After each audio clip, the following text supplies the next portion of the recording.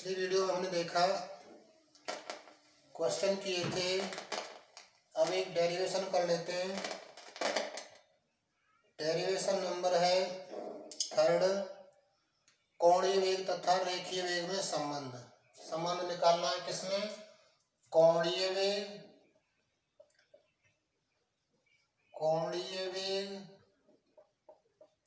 एवं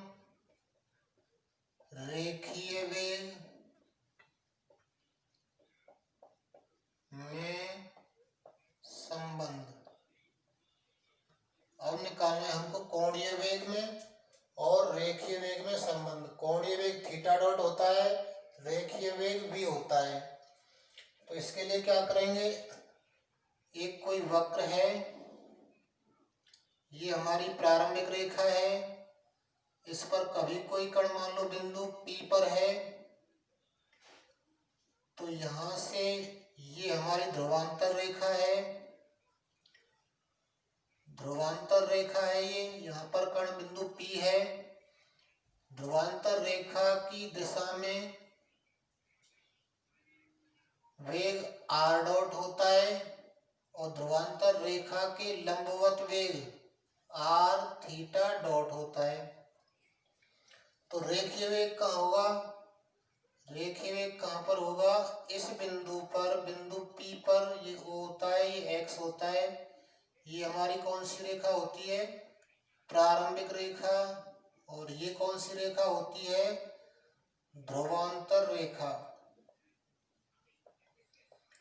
ये ध्रुवांतर रेखा होती है और ये होती है प्रारंभिक रेखा। तो मान लें कि इस बिंदु P पर रेखीय वेग कैसा होता है? स्पर्श रेखा की दिशा में। इस बिंदु पर खींची गई स्पर्श रेखा की दिशा में होगा कौन सा वेग? रेखीय वेग v।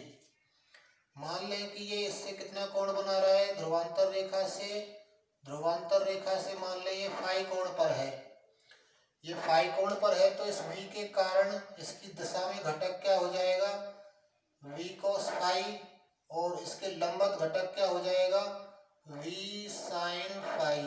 लंबवत में साइन आ जाता है और उसकी दिशा में निकालते हैं, अनुदिश घटक निकालते हैं तो वो क्या आ जाता है? cos। v cos फाई और v sin फाई हो जाएंगे। तो इस बात को लिख लेते हैं।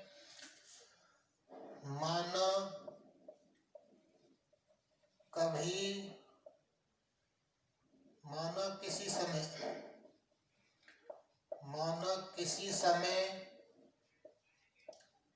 कण बिंदु P पर है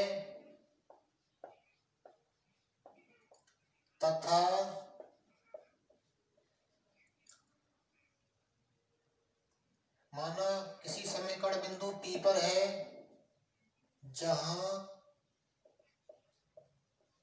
जहां अरीय वेग का होता है ध्रुवांतर रेखा की दिशा में। अरीय वेग r डॉट व अनुप्रस्थ वेग कितना है? बराबर r थीटा डॉट है। ये अनुप्रस्थ वेग है हमारा और r डॉट हमारा अरीय वेग है। अब मान लें बिंदु P पर रेखीय वेग, माना P पर रेखीय वेग v स्पर्श रेखा की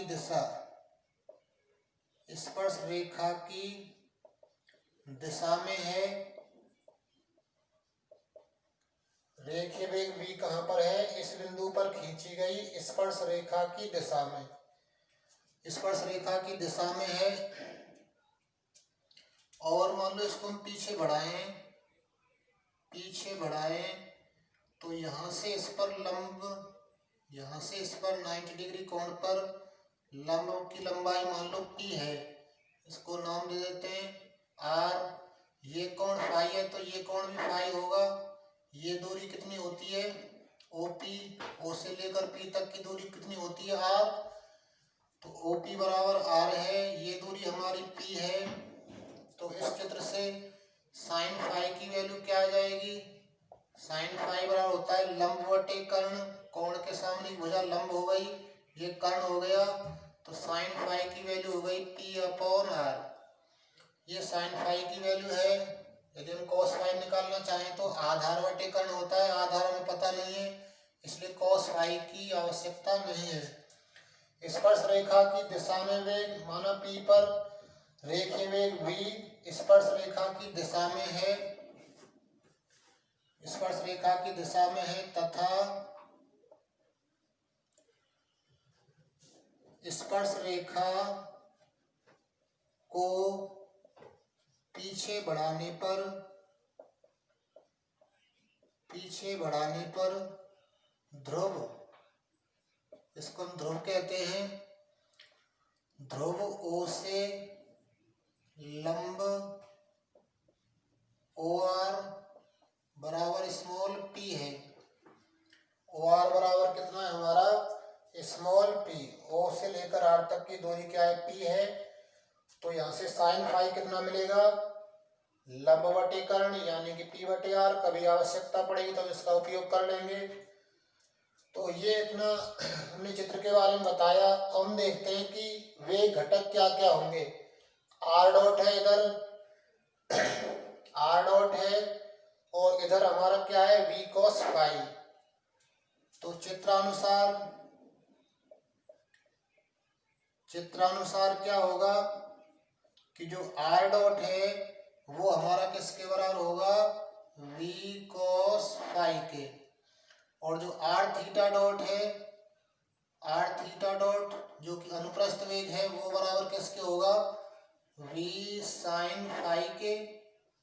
लंबवत वाला लंबवत के बराबर, और अनुदिश वाला R डॉट बराबर V cos फाई। अनुदिश वाला अनुदिश के बराबर हो जाता है, लंबवत वाला लंबवत के बराबर। तो ये वैल्यू मिल गई हमें R डॉट की और R थीटा डॉट की। तो अब क्या करेंगे? इनसे हम संबंध निकालेंगे, किसका? कोणीय वेग और रेखीय वेग में, यानी कि थीटा डॉट में और V में संबंध निकालेंगे। तो क्या मिलेगा?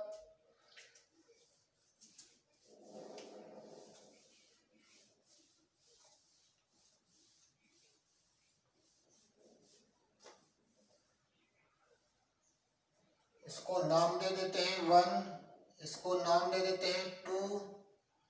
तो इसमें इस वाले में थीटा डॉट और V में संबंध मिल सकता है समीकरण 2 से। तो समीकरण कौन से? समीकरण 2 से थीटा डॉट बराबर क्या होगा? थीटा डॉट बराबर हो जाएगा V sine phi upon R। इतना हो जाएगा। यहाँ भी हम कह सकते हैं कि भाई ये कोणीय वेग और रेखीय वेग में संबंध है। कोणीय वेग थीटा डॉट और रेखीय वेग V में संबंध है, लेकिन इसमें साइन फाई का मान और रख देते हैं। साइन फाई का मान क्या है? P/R। तो साइन फाई बराबर P/R रखने पर, साइन फाई बराबर P/R रखेंगे तो थीटा डॉट की वैल्यू क्या आ जाएगी? V साइन फाई की जगह पर P/R, और एक R पहले से अपॉन में है, तो थीटा डॉट क्या निकल कर आएगा? VP/R²। या फिर हम यहाँ छोड़ सकते हैं कि कोणीय वेग और रेखीय वेग में संबंध थीटा डॉट बराबर VP/R²। तो ये हमें याद भी रखना पड़ेगा, न्यूमेरिकल में काम आएगा। थीटा डॉट बराबर VP/R²। अब क्या करेंगे? अब यहाँ से टेन फाई की वैल्यू हम निकालेंगे। टेन फाई की वैल्यू क्या निकल कर आएगी?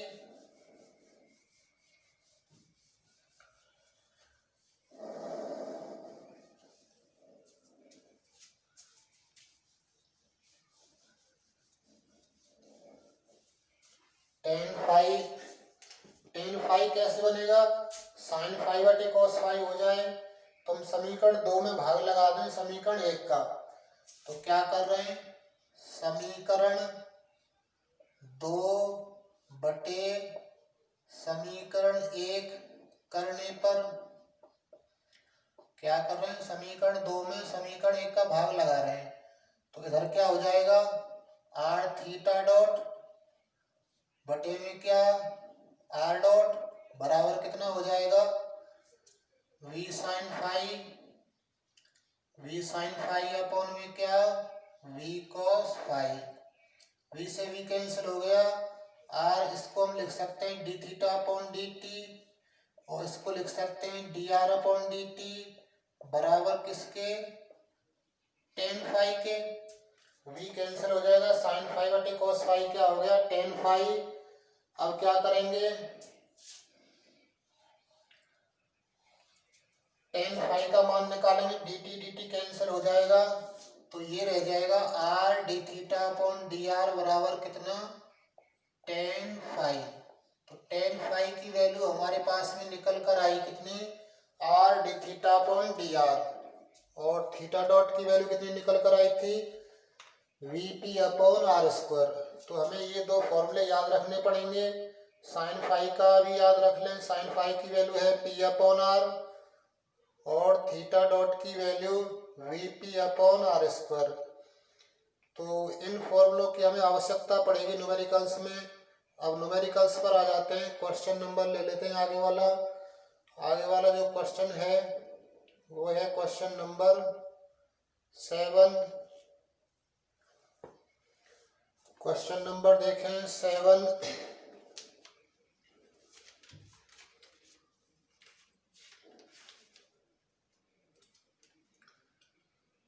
सेवन तो करवा चुके हैं, 8 भी करवा दिया है।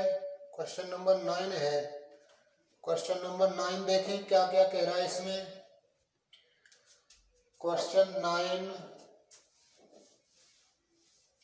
जो दे रखा है पहले उसे लिख लेते हैं, क्या क्या दे रखा है, क्या सिद्ध करना है। क्वेश्चन नंबर 9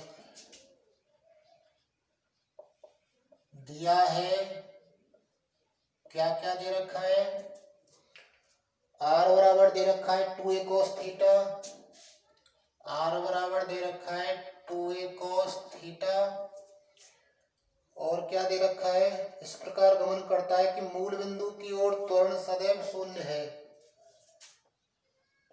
मूल बिंदु की ओर त्वरण शून्य है, ये दे रखा है। सिद्ध क्या करवा रहा है, सिद्ध करना है to prove d2 theta upon dt square बराबर, ये लेकर आना है -2 cot थीटा और d थीटा अपॉन dt का होल स्क्वायर। इतना सिद्ध करना है। ये कई बार आता है ये -2 cot theta d theta upon dt का होल स्क्वायर। तो हमें आवश्यकता पड़ेगी मूल बिंदु की ओर त्वरण शून्य है। इसका तात्पर्य क्या है, ये कोई हमारा वक्र है, इस पर कोई बिंदु P है, तो मूल बिंदु की ओर त्वरण कौन सा हो जाएगा, इस दिशा में मूल बिंदु की ओर त्वरण, इसका मतलब क्या है, इस ध्रुवांतर रेखा की दिशा में हो गया, ऊपर ना होकर नीचे की ओर हो रहा है। मूल बिंदु की ओर त्वरण शून्य है, तो इसका मतलब अरीय त्वरण शून्य है। मूल बिंदु की ओर त्वरण शून्य है, जिसका तात्पर्य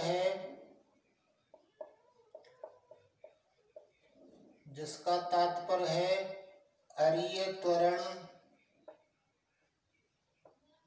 बराबर 0। मूल बिंदु की ओर त्वरण कौन सा होगा, अरीय त्वरण। मूल बिंदु से लंबवत कौन सा हो जाएगा, अनुप्रस्थ त्वरण। तो मूल बिंदु की ओर त्वरण शून्य है, तो इसका मतलब क्या हुआ, अरीय त्वरण शून्य है। अरीय त्वरण शून्य है तो इसका मतलब क्या होगा, r double dot minus r theta dot square बराबर 0। अरीय त्वरण का सूत्र लिख दिया, r double dot minus r theta dot square बराबर 0। और इसमें हमें आवश्यकता पड़ेगी, हमें आंसर थीटा डॉट के पदों में लाना है। तो इसको तो कुछ करना नहीं, आर को हटाना पड़ेगा और आर डबल डॉट को, तो हमें समीकरण 1 कह दें इसको। समीकरण 1 से हमें मान निकालना पड़ेगा आर डबल डॉट का। तो क्या आएगा समीकरण 1 से? समीकरण 1 का अवकलन करने पर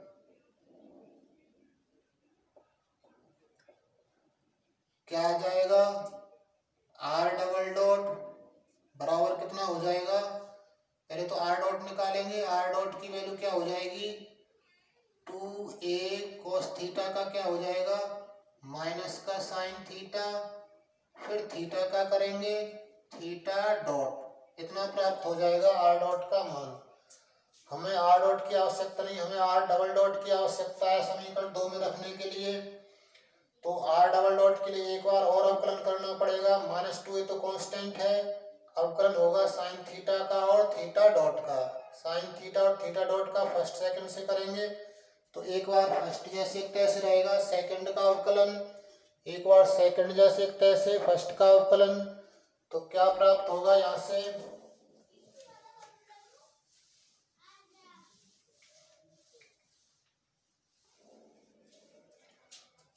पुनः अवकलन करने पर, पुनः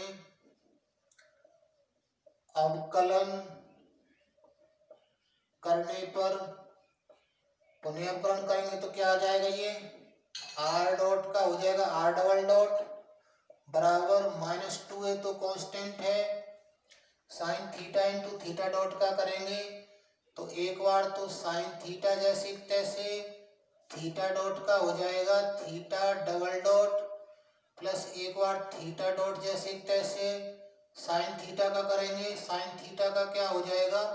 कोस थीटा, फिर थीटा का करेंगे थीटा डॉट, इतना प्राप्त होगा। ये इसको थोड़ा सरल कर लेते हैं। थीटा डॉट का होल स्क्वायर हो जाएगा ये r double dot -2a, r double dot बराबर आ जाएगा -2a sine theta theta double dot और थीटा डॉट, पहले कोस थीटा लिख लेते हैं, और थीटा डॉट का स्क्वायर, ऐसा आ जाएगा। अब इन सब मानों को हम कहाँ रख रहे हैं? समीकरण 1 में।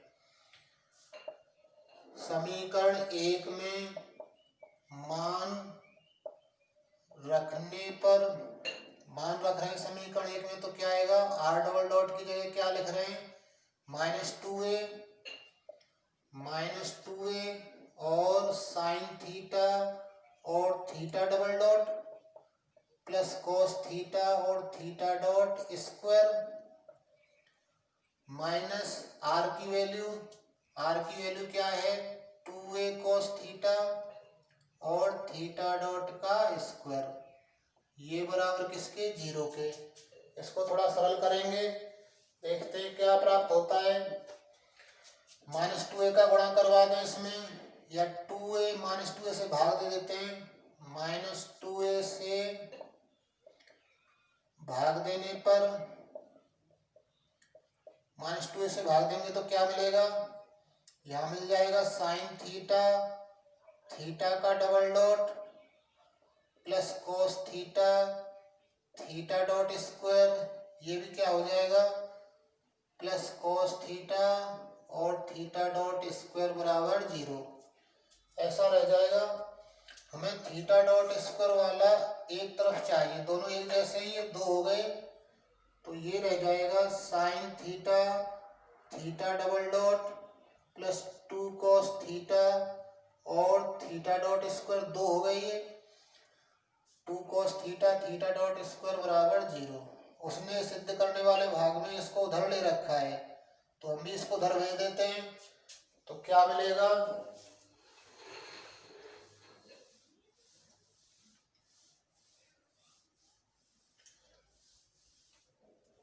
तो ये मिल जाएगा कितना? Sign theta theta double dot बराबर कितना? -2 कोस थीटा और थीटा डॉट का स्क्वायर, -2 कोस थीटा और थीटा डॉट का स्क्वायर मिल जाएगा।